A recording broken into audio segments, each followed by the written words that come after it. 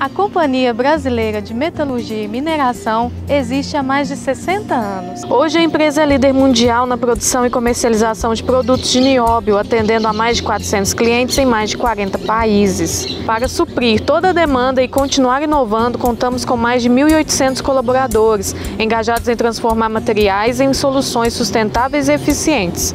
Unimos tecnologia de ponta e profissionais de excelência para criar uma cadeia produtiva que está sempre em movimento.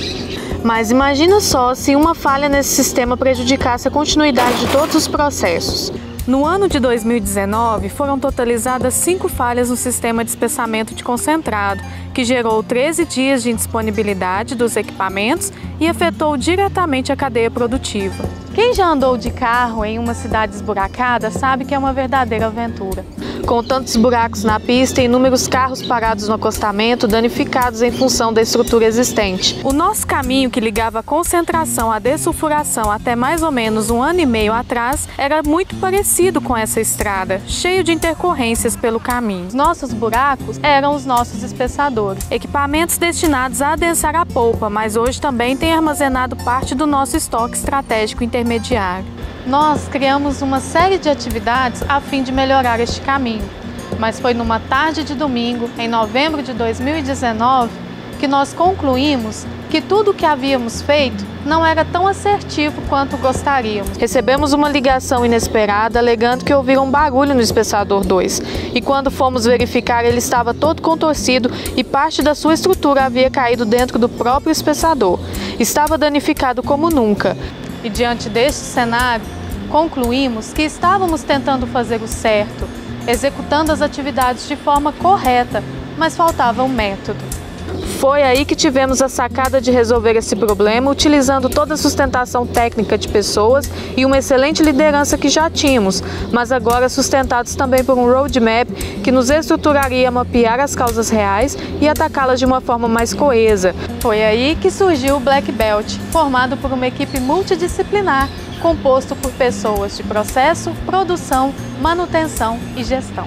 A análise da nossa base histórica apontava que entre os meses de maio e dezembro de 2019, tivemos 13 dias de indisponibilidade dos espessadores, causadas por manutenção corretiva, sendo 12 deles na concentração e 1 na dessulfuração. O critério para definir essas paradas se baseou no tempo necessário para retomar as atividades após a indisponibilidade. Paradas curtas, em que foi possível retomar a operação imediatamente, não foram consideradas, apenas aquelas que exigiam que o equipamento fosse parado e drenado para manutenção.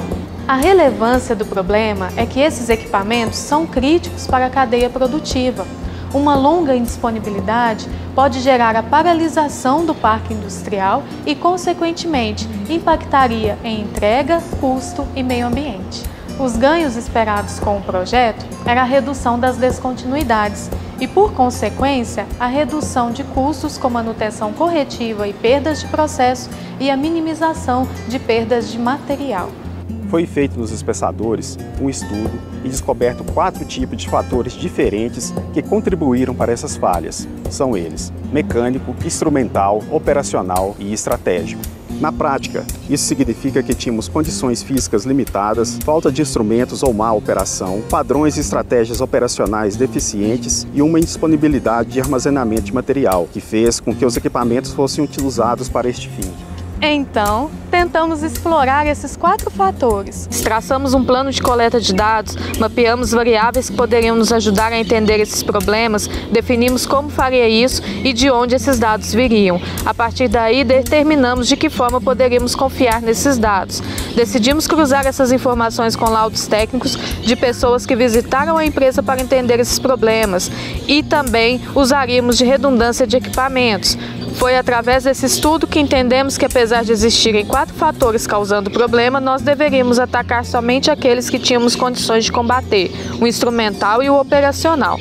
O fator mecânico foi deixado de lado porque existia um projeto futuro de implementação de equipamento novo, e quanto ao estratégico optamos por não priorizar porque não tínhamos como alterar essa situação de armazenamento do material dentro do espessador a curto prazo. Portanto, foram propostas metas desdobradas para esses indicadores, reduzir as paradas causadas por instrumentos e diminuir as operacionais, tanto na concentração quanto na dessulfuração. A definição da meta foi suportada por uma análise de lacuna. Tínhamos um benchmark zero, mas observamos que principalmente no segundo semestre tivemos uma crescente indisponibilidade. A estratégia então era reduzir essa indisponibilidade para não causar uma disruptura na operação do parque industrial. Deste modo, precisávamos ter uma captura muito audaciosa, que representasse no máximo 3 dias de indisponibilidade mês, porque esse era o número que poderíamos amortecer pelos estoques presentes na planta. Foi assim que definimos a captura de 77%. Nossa meta era reduzir o número de dias indisponíveis do equipamento causados pela quebra total ou drenagem do mesmo, de 13 para 3 dias. Desdobrando de 12 para 3 dias na concentração e zerar totalmente na dessulfuração. Na sequência, fizemos um mapeamento do processo para entender as causas desses fatores. O mapeamento de processo nos mostrou quais as variáveis que impactam no processo e também foram mapeadas as causas primárias utilizando o diagrama de espinha de peixe. Através do método dos 5 porquês, chegamos em 18 causas e resolvemos fazer a priorização de 16 delas através da matriz Good. Comprovando essas causas, chegamos nas 15 que precisariam ser tratadas. Entre elas, podemos destacar a ineficiência de instrumentação de um equipamento, restrições na lógica de automação, limitação da instrumentação de controle, deficiência nas regras de controle de segurança e ineficiência de padrões. Após a definição das causas que seriam atacadas, passamos ao plano de ação. Foram propostas 30 ações e todas foram priorizadas devido à audaciosidade da captura da lacuna, de 77%.